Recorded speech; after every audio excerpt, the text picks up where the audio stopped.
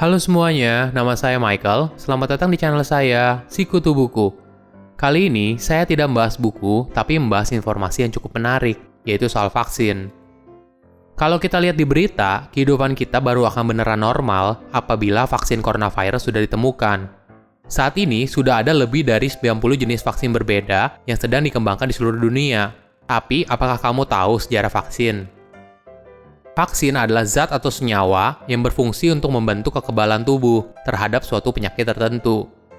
Sederhananya, kita memasukkan virus yang lemah ke dalam tubuh, sehingga tubuh mampu menciptakan kekebalan dan melindungi kamu di masa depan.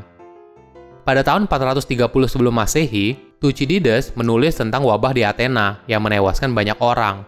Kemungkinan wabah yang ditulis adalah soal cacar. Thucydides adalah seorang sejarawan, dan dia menulis ternyata ada orang yang sembuh dan tidak terinfeksi lagi, atau dengan kata lain orang tersebut kebal. Nah, di zaman itu, manusia tahu kalau kita bisa kebal dari penyakit, cuma mereka nggak tahu gimana caranya. Di zaman dulu, cacar air adalah penyakit yang mematikan. Cacar air menewaskan jutaan orang, dan 30% populasi dunia pasti pernah kena cacar. Bahkan jika kamu selamat, pasti masih tersisa bekas cacar air di tubuh atau wajahmu. Selanjutnya, di abad pertengahan, ada terobosan di Cina. Mereka ternyata mampu memproduksi kekebalan terhadap virus cacar air dengan cara yang cukup sederhana.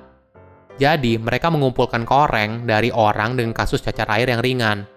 Yang diambil adalah nanah dari cacar airnya, karena di dalamnya berisi virus cacar air yang hidup. Kemudian, setelah dikumpulkan, mereka menggilingnya menjadi bubuk. Setelah itu, mereka akan memasukkan ke dalam pipa dan meniupnya ke dalam lubang hidung pasien, sehingga akan terhirup virus cacarnya.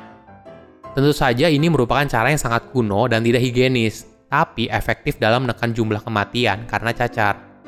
Di masa ini, belum disebut sebagai vaksin. Pengetahuan dari Cina ini kemudian disebar oleh pedagang di sepanjang jalur sutra, rute perdagangan Cina, India, dan Turki. Di Turki, pengetahuan soal cacar air disempurnakan. Jadi, dokter tidak lagi meniup virus cacar ke dalam hidung pasien. Tapi, dokter akan menyuntik jarum yang berisi nanah dari cacar air ke dalam tubuh pasien. Bukan cuma sekali suntik seperti kita, tapi dokter akan membuat beberapa sayatan yang besar dan tentunya sangat menyakitkan. Cara ini kemudian menyebar lagi hingga sampai ke telinga Lady Mary Wortley Montagu, seorang istri dari duta besar Inggris di Turki. Mary sempat terkena cacar air. Walaupun selamat, ternyata cacar air merusak kecantikannya, bahkan hingga kehilangan bulu mata.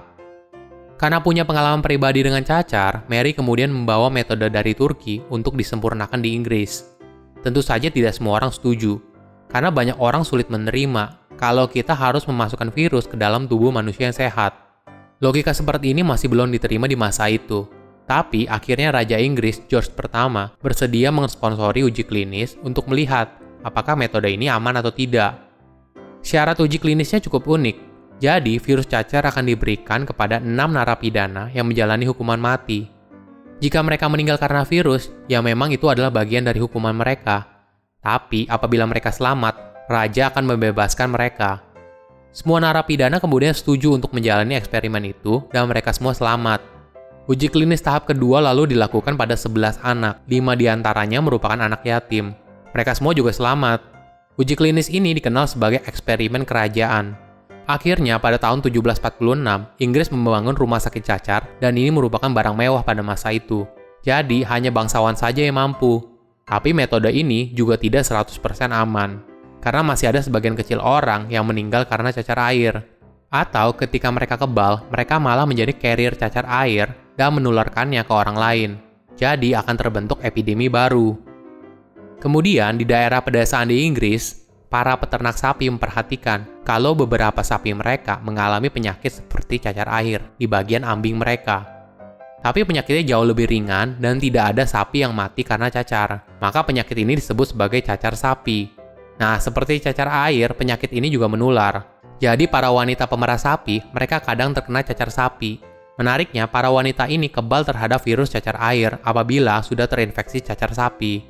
Hingga suatu saat, seorang peternak bernama Benjamin Jesty bereksperimen dengan mendorong orang lain untuk terkena cacar sapi, agar mereka bisa mendapatkan kekebalan terhadap cacar air. Sayangnya, masih muncul reaksi negatif dari cara ini dan tidak 100% aman. Cara ini kemudian disempurnakan oleh seorang dokter dari Inggris bernama Edward Jenner. Dia punya ide untuk mengambil nanah sapi bukan dari sapi itu, tapi dari wanita pemerah susu sapi. Nah, dari situ virusnya kemudian ditransfer ke manusia lain. Jadi transfer virusnya bukan dari sapi ke manusia, tapi dari manusia ke manusia. Edward pun melakukan uji klinis dan berhasil. Disinilah baru muncul nama vaksin yang berasal dari nama Variola vacina. Vaca merupakan nama Latin dari sapi, dan proses inokulasinya dinamakan vaksinasi. Itulah sejarah awal dari vaksin. Walaupun sekarang vaksin tidak berasal dari sapi lagi, tapi kita tetap menyebutnya sebagai vaksin. Silahkan komen di kolom komentar pelajaran apa yang kalian dapat ketika tahu informasi ini.